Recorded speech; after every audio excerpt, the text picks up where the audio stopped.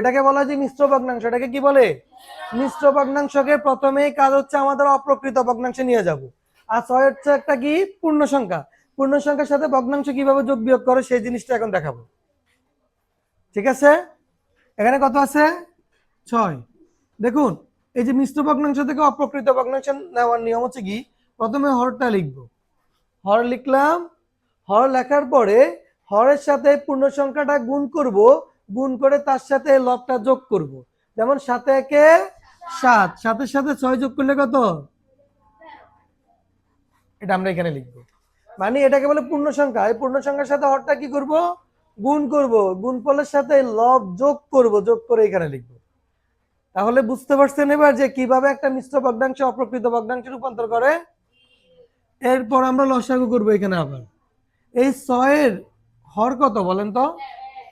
6-এর নিচে মনে মনে 1 আছে। 6-এর নিচে মনে মনে কি আছে? 6 লসাগু হর হচ্ছে 1, আর এখানে 7। 7 আর 1 লসাগু কত? 7। এবার আমরা কি করব? হর দ্বারা ভাগ, লব দ্বারা গুণ। তাহলে 1 1, এটার নিচে 1 আছে না? 1 দ্বারা যদি 7-কে যদি ভাগ দিই, ভাগফল কি হবে? 7। 7-এর সাথে 6 গুণ করো, তাহলে কি হয়? 6 7 42। আবার 7-এর সাথে 7-কে ভাগ দিলে কত হয়?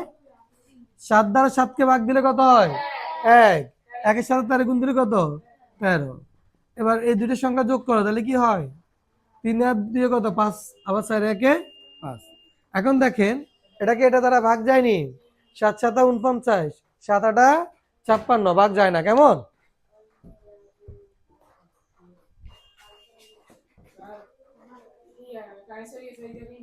তাহলে শুনুন, এখানে ভাগ যায় না, ভাগ যায়?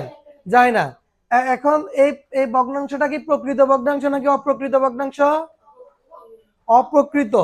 লব যদি বড় হয় হরের তুলনায়, মানে হরের সংখ্যাটা দেখবে ছোট, লবের সংখ্যাটা হচ্ছে কি বড়, তাহলে সেটা হচ্ছে অপ্রকৃত।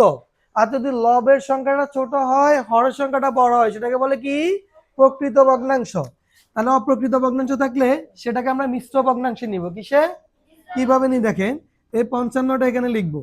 এবার 7 55-এর মধ্যে কয়বার ভাগ করা যায়? 7 8 কত? 56, বেশি হয়ে যায় না? তাহলে 7 7 49। এবার বিয়োগ দিলে কত হয়? 6।